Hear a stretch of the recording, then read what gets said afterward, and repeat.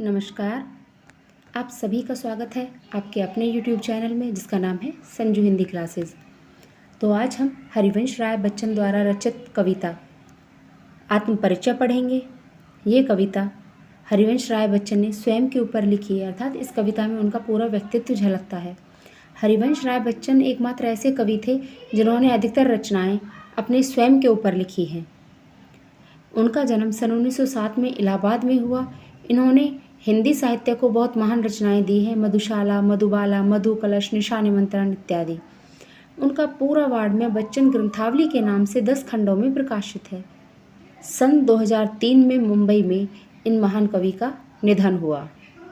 तो चलिए कविता की शुरुआत करते हैं।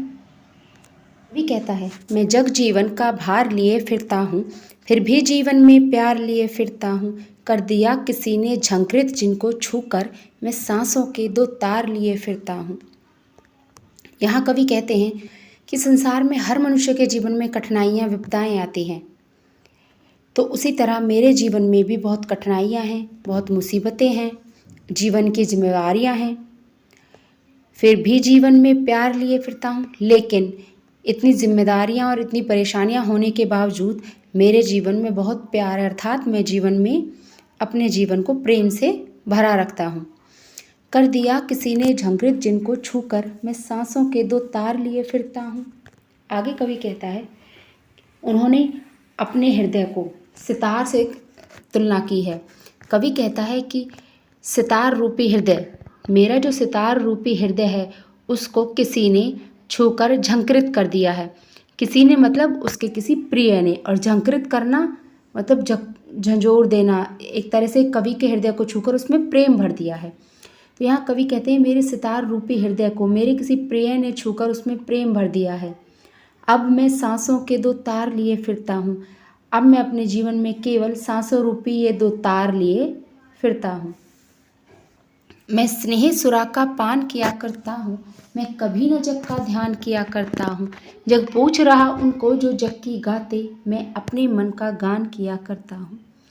यहाँ कवि कहते हैं कि मैं स्नेह सुरा, स्नेह होता है प्रेम और सुरा शराब, कि मैं प्रेम रूपी शराब को पीता हूँ, अर्थात मैंने प्रेम का पान किया हुआ है, मैंने प्रेम को अपने जीवन में बसा रखा है।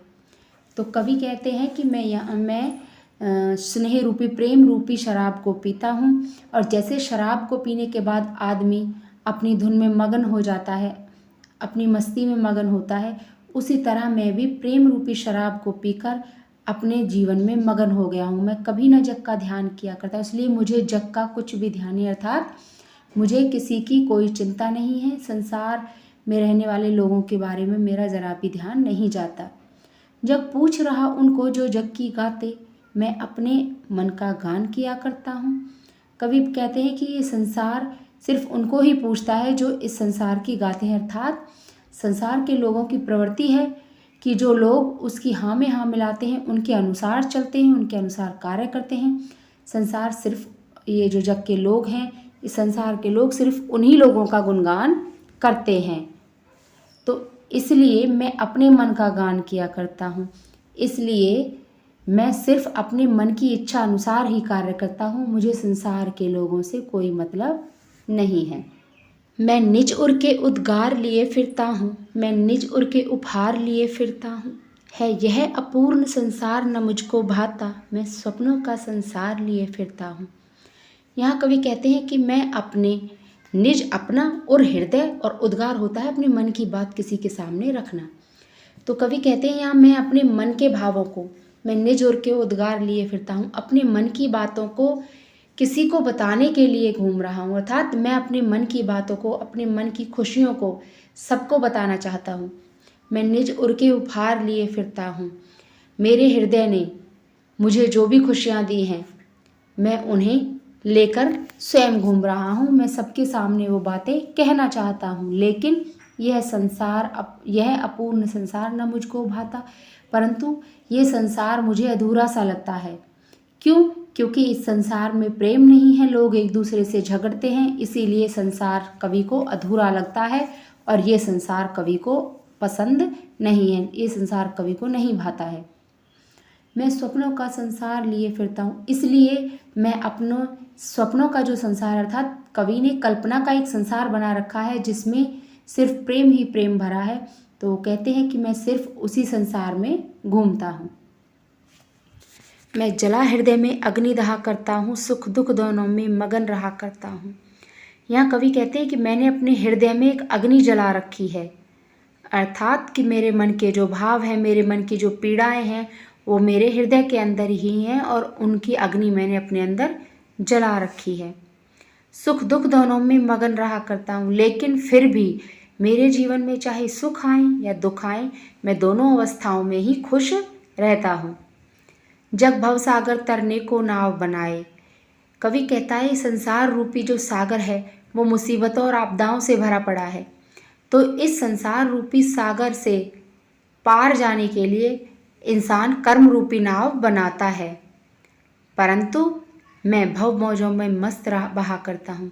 कवि कहता है लेकिन मैं इस संसार रूपी सागर की जो लहरें हैं, मैं तो सिर्फ उन पर मस्त तैरना चाहता हूँ, मैं उस पर मौज लेना चाहता हूँ। अर्थात कवि चाहता है कि मैं संसार को जी भर के जीऊँ, इसलिए मैं इस संसार में सुख हो या दुख हर स्थिति में खुश रहता हूँ।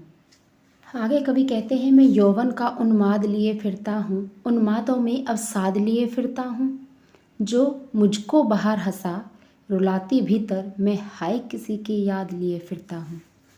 तो यहाँ वो बता रहे हैं कि मैं यौवन का, यौवन बोलते हैं जवानी को, कि मैं जवानी का उन्माद पागलपन, कि मैं अपने जवानी के दिनों का जो पागलपन है उसको लेकर घूमता रहता हूँ और अपनी मस्ती में मस्त रहता हूँ। उन्मादों में अवसाद लिए फिरता हूँ।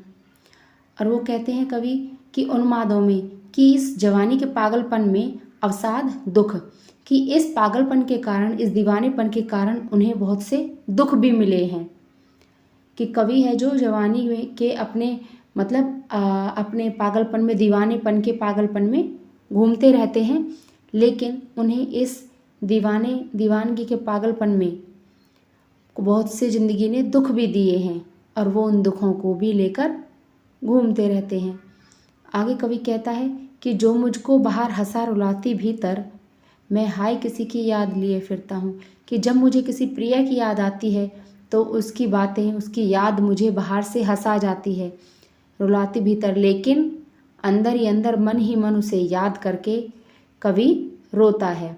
तो यहाँ बताते हैं कि किसी की याद आने पर मैं उसकी बातें याद करके हंसता हूँ, तो लेकिन जब उसकी याद मेरे मन में बहुत ज़्यादा दुख देती है तो मैं अंदर ही अंदर रोने लगता हूँ। कवि कहते हैं कर यतन मिटे सब सत्य किसी ने न जाना, नादान वही है हाय जहाँ पर दाना। कि इस संसार के जो लोग हैं जीवन के सत्य को जानने की पूरी कोशिश कर रहे हैं, हर एक यत्न करते हैं जीवन रूपी सत्य को समझने की, पर सत्य किसी ने न जाना, लेकिन आज तक किसी ने भी सत्य को नहीं जान पाया, अर्थात किसी को भी जीवन का सत्य नहीं मिला।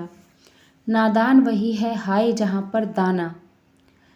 कवि कहते हैं कि इस संसार में जो लोग हैं वो सभी उसे नादान दिखाई देते, अर्थात मूर्ख दिखाई देते हैं, कि जो जीवन के सत्य के पीछे भाग रहे हैं। हाय जहाँ पर दाना, कवि कहते हैं कि नादान लोग भी वही हैं जहाँ पर समझदार लोग होते हैं, अर्थात समाज में, इस संसार में जहाँ मूर्ख पाए जाते हैं वहीं समझदार लोग भी पाए जाते हैं। फिर मूढ़ ने क्या जग जो इस पर भी सीखे, मैं सीख रहा हूँ सीखा ज्ञान भुलाना। जो संसार के लोग हैं वो सुख सुविधाओं के पीछे भाग रहे हैं। फिर मूढ़ ने क्या जग, लेकिन क्या संसार के लोग मूढ़ नहीं है, मूर्ख नहीं है, जो इतने होने पर भी नहीं सीख पा रहे हैं? कि जो लोग एक दूसरे से लड़ाई झगड़े करते हैं, सांसारिक सुख सुविधाओं को पाने के लिए, धन संपत्ति को पाने के लिए लड़ाई झगड़े करते हैं, वो इतना भी नहीं सीख पा रहे हैं।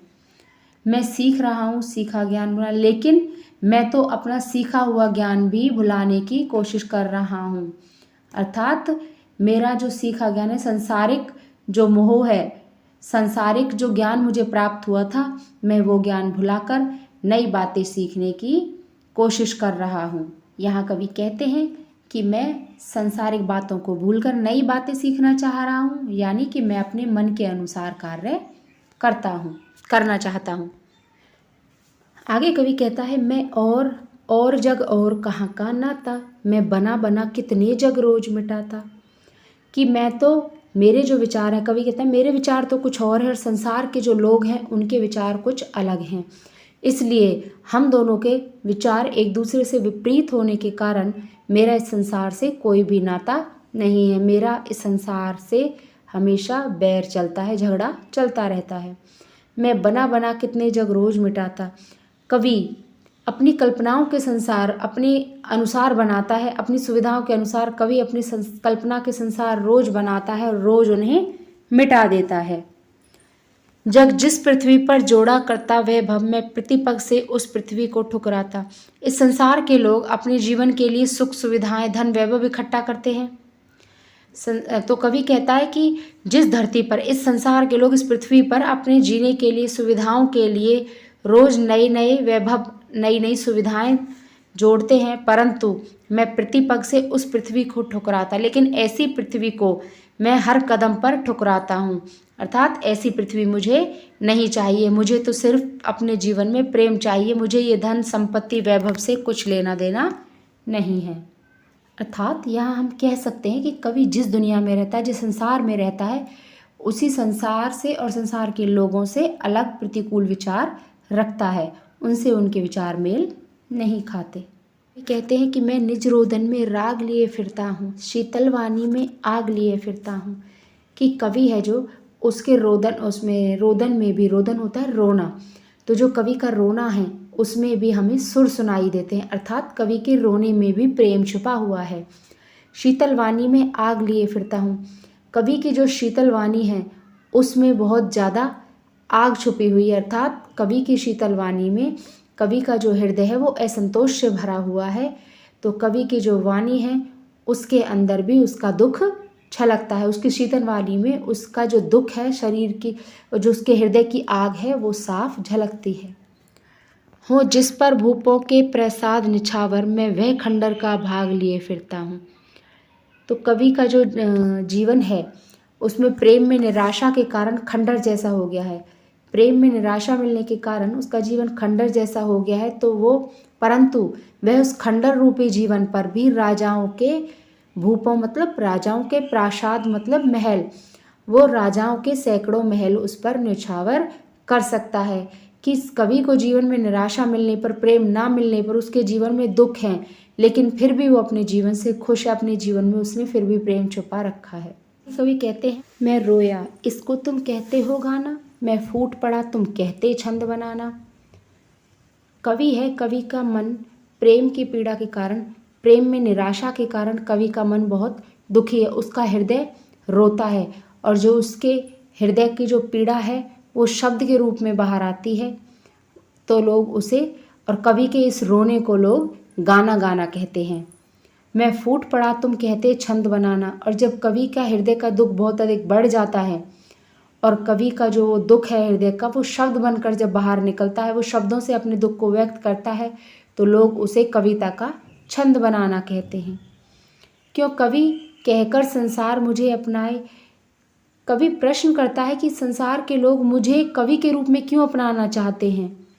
मैं दुनिया का हूँ एक नया दीवाना, लेकिन मैं तो दुनिया में एक नया दीवाना हूँ, प्रेम का दीवाना हूँ, लोग मुझे इस रूप में क्यों नहीं अपनाते कि मैं एक दीवाना हूँ और अपनी प्रेम की दीवानगी में मस्त रहता है।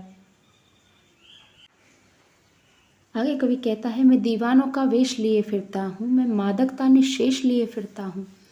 कि मैं संसार में दीवानों का वेश धारण करके घूमता रहता हूँ। मैं मादकता बोलते हैं नशे को, निशेष लिए फिरता हूँ, निशेष जो बाकी बच गया है। कि मैं इस संसार में एक दीवाने का वेश धारण करके घूमता रहता हूँ, और मेरे जीवन में जो भी मादकता मतलब जो भी मस्ती या मादकता शेष बच गई है वो मैं लेकर अपने साथ घूमता रहता हूँ। जिसको सुनकर जग झूमे झुके लहराए, मैं मस्ती का संदेश लिए फिरता हूँ। तो कहता है कि मेरी मस्ती को सुनकर, मेरी मस्ती के गीतों को सुनकर लोग झूमने लगते हैं, प्रेम में झुक जाते हैं, और लहराने लगते हैं। अर्थात मेरी मस्ती भरे गीतों को सुनकर लोग प्रेम में डूब जाते हैं, आनंद में मग्न हो जाते हैं। मैं मस्ती का संदेश लिए फिरता हूँ, मैं मस्ती का संदेश लेकर लोगों के सामने फिरता हूँ और लोग जिसको गीत समझ बैठते हैं। तो ये कविता यहीं ख़त्म होती है। आशा करती हूँ आपको समझ आई होगी। अगर इसमें कुछ समझ नहीं आता है तो आप मुझे कमेंट में लिख सकते हैं। तो इसका एक छोटा सा और दूसरी कविता भी है इसके पीछे, जो कवि हरिवंश राय बच्चन द्वारा ही लिखी गई है। चलिए वो भी आगे शुरू करते हैं। अगली जो एक कविता है वो है दिन जल्दी जल्दी ढलता है। हो न जाए पथ में रात कहीं, मंजिल भी तो दूर नहीं, यह सोच थका दिन का पंथी भी जल्दी जल्दी चलता है, दिन जल्दी जल्दी ढलता है। इस कविता में बताया है कि एक पथिक है, मतलब एक यात्री है जो कहीं अपने घर की तरफ जा रहा है। शाम के वक्त वो अपने घर की तरफ जा रहा है और वो सोचता है कि वो जल्दी जल्दी चले। उसके बारे में बताया है कि हो न जाए पथ में रात कहीं, कि एक यात्री है जो शाम के वक्त चलता है और सोचता है कि हो न जाए पथ में रात कहीं, कहीं रास्ते में मुझे रात, चलते चलते रास्ते में मुझे रात ना हो जाए। मंजिल भी तो दूर, मंजिल भी तो है दूर नहीं। वो सोचता है कि उसका जो घर है, मंजिल है, उसका लक्ष्य जहाँ उसे पहुँचना है, कहाँ पहुँचना होता है, अपने घर पर। तो कहता है कि मंजिल भी तो दूर नहीं, कि अब तो मेरा घर भी ज़्यादा दूर नहीं है। इसलिए वो ये सोचकर जल्दी जल्दी चलता है कि कहीं शाम से उसको रात ना हो जाए। यह सोच थका दिन का पंथी भी जल्दी जल्दी चलता है। वो जो यात्री होता है, जो पथिक है, वो सोचता हुआ चलता है कि अब घर ज़्यादा दूर नहीं है और घर में उसके परिवार वाले उसका इंतज़ार कर रहे होंगे। तो ये आशा में, ये उनके बारे में सोचकर जो दिन भर का थका हुआ यात्री होता है, थका हारा यात्री है, वो भी जल्दी चलता है। अर्थात उसके कदम और भी तेज़ी से चलने लगते हैं कि घर जाकर अपने लोगों से मिलूँगा। अगर कहीं रात हो जाती है उसे, तो उसे अपनी यात्रा बीच में ही छोड़नी पड़ेगी, वहीं रात को रुकना पड़ेगा।